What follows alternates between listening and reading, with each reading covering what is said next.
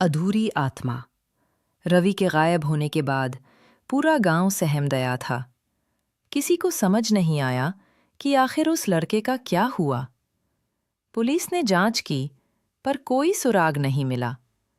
लोग फुसफुसाने लगे, वो औरत फिर से लौट आई है। शमशान की परछाई अब किसी और को ढूंढ रही है। रवि की बचपन की दोस्त नेहा उसकी गुमशुदगी से टूट चुकी थी। उसने तय किया कि वो उस रात का सच जान कर रहेगी। गांव के बुजुर्गों ने उसे मना किया, बिटिया, उस जगह जाना मना है। वहां जिस आत्मा का वास है वो अब इंसान नहीं रही। पर नेहा नहीं मानी। उसने रवि की डायरी उठाई जो उसके कमरे में पड़ी थी। डायरी के आखिरी पन्ने पर लिखा था, उस औरत की आंखें मुझे अब भी दिखती हैं। वो मुझसे कुछ चाहती है, शायद मदद। नेहा ने ये पढ़ते ही समझ लिया, शायद वो औरत बुरी नहीं थी, बस अधूरी थी। रात को ठीक रवि के गायब होने के 1 हफ्ते बाद नेहा शमशान की ओर निकल पड़ी। हवा फिर वैसी ही ठंडी थी। आसमान में चांद आधा था और दूर कहीं से घंटी की धीमी आवाज आ रही थी।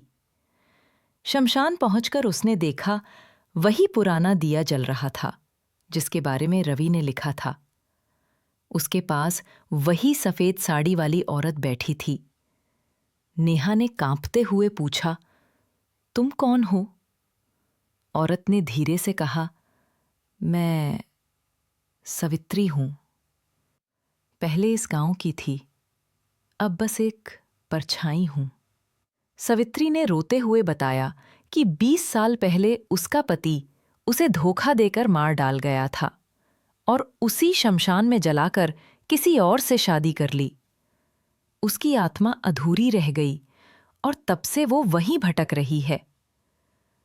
रवि ने मुझे देखा और उसने कहा था कि वो मेरी अस्थियां गंगा में प्रवाहित करेगा, पर वो डर गया और लौट गया। मैं बस अपना अधूरा संस्कार पूरा करवाना चाहती थी। नेहा की आंखें भर आईं। उसने कहा, मैं करूंगी तुम्हारा संस्कार। सवित्री ने मुस्कुराकर कहा, अगर तुम ऐसा करोगी तो मैं मुक्त हो जाऊंगी। लेकिन सावधान रहना, मेरे भीतर अब सिर्फ आत्मा नहीं, शाप भी है। नेहा अगले दिन गांव के पुजारी के साथ शमशान पहुंची।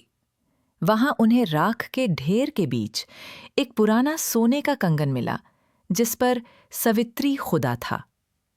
पुजारी ने उसे मंत्रोच्चारण के साथ जल में प्रवाहित किया। उसी क्षण तेज हवा चली और आसमान में बिजली कड़की। दूर कहीं से एक स्त्री की धीमी हंसी सुनाई दी। फिर सब शांत। गांव वालों ने कहा कि उस दिन के बाद पहली बार शमशान के पेड़ों पर बैठी कौवे भी लौट आए। लेकिन कहानी यही खत्म नहीं हुई। उस रात नेहा ने सपना देखा। रवि उसके सामने खड़ा था। चेहरा फीका, पर मुस्कान शांत थी। नेहा, तूने जो किया उससे वो मुक्त हो गई। अब मुझे भी जाना है। नेहा ने रोते हुए कहा, रुक जा, मैं तुझे फिर नहीं खो सकती। रवि बोला, अब मैं बस तेरी यादों में रहूंगा। और धीरे धीरे गायब हो गया। सुबह जब नेहा उठी तो उसकी खिड़की पर एक सफेद फूल रखा था, वही फूल जो सवित्री की चिता पर था। उस दिन से शमशान में किसी ने कोई परछाई नहीं देखी, न कोई आवाज सुनी। लेकिन कहते हैं, जब भी कोई आत्मा अधूरी मरती है तो वो तब तक भटकती है जब तक कोई इंसान उसे मुक्ति न दे दे। सवित्री की आत्मा के मुक्त होने के बाद गांव धर्मपुर में अजीब सी शांति थी।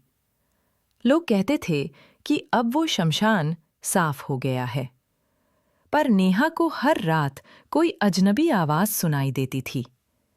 कभी कोई धीमे से कहता, नेहा, धन्यवाद। तो कभी हवा में किसी की सिसकी गूंजती। वो खुद को समझाती, ये बस मेरा भ्रम है। लेकिन एक रात जब वो अपनी किताब पढ़ रही थी, अचानक कमरे का दीपक बुझ गया। खिड़की अपने आप खुली और हवा के साथ राख का एक टुकड़ा उसके मेज पर गिरा। राख के भीतर से वही सोने का कंगन निकला जो उसने नदी में बहाया था। नेहा के हाथ कांपने लगे। उसने सोचा, क्या सवित्री फिर लौट आई है? पर इस बार कुछ अलग था।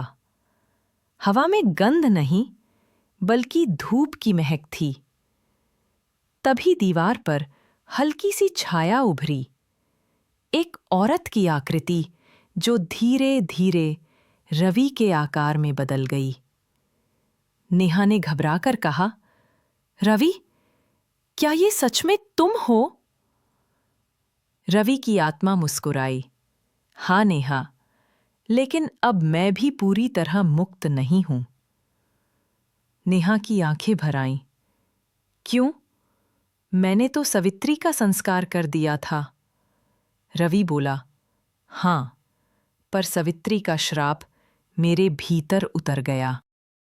उसने कहा था कि जिसने उसे अधूरा छोड़ा, उसकी आत्मा भी अधूरी रहेगी, जब तक वो इंसान किसी अपने की अंतिम इच्छा पूरी न करे।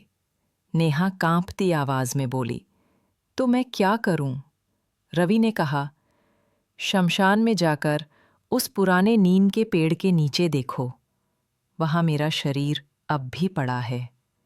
नेहा ने अगले दिन सुबह उस जगह जाने का निश्चय किया। सूरज की किरणें कोहरे को चीर रही थीं, पर जब वह शमशान पहुंची, हवा ठहर गई। नीम के पेड़ के नीचे उसने मिट्टी खोदनी शुरू की। कुछ ही देर में उसे एक जंग लगी चेन और एक खोपड़ी दिखाई दी। रवि की पहचान का लॉकेट उसी चेन में था। नेहा की आंखों से आंसू बह निकले। उसने पुजारी को बुलाया और पूरा संस्कार करवाया। जब चिता जलने लगी तो राख से एक सफेद रोशनी उठी। रवि की आत्मा मुस्कुराई, अब मैं सच में आजाद हूं नेहा। नेहा बोली, मैं तुम्हें कभी नहीं भूल पाऊंगी। रवि धीरे धीरे धुंध में विलीन हो गया। गांव लौटते वक्त नेहा के कदम भारी थे, लेकिन दिल हल्का।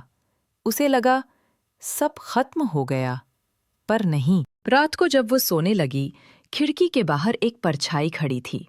चेहरा न सोवित्री का था न रवि का। यह एक नई आकृति थी। उसकी आवाज ठंडी थी, नेहा, तूने 2 आत्माओं को मुक्त किया, अब तेरी आत्मा मेरी है। नेहा चीख कर उठी। सब कुछ शांत था, पर खिड़की पर राख से बने अक्षर चमक रहे थे, शमशान का ऋण अधूरा है। अगली सुबह नेहा गायब थी। कमरे में सिर्फ राख, एक टूटी हुई डायरी और वही सोने का कंगन पड़ा था। गांव वाले फिर से डर गए। उन्होंने शमशान का रास्ता बंद कर दिया और उस नीम के पेड़ के चारों ओर मंदिर बना दिया। कहते हैं, अब वहां हर अमावस्या की रात एक महिला की परछाई दिए के पास बैठी दिखती है। उसके पास 2 आत्माएं खड़ी रहती हैं, एक युवक और एक औरत। जो कोई वहां जाता है, वो कभी वापस नहीं आता। लोग आज भी उस मंदिर के बाहर अगरबत्ती जलाते हुए कहते हैं, शमशान की परछाई अब भी जिंदा है, बस रूप बदल चुकी है।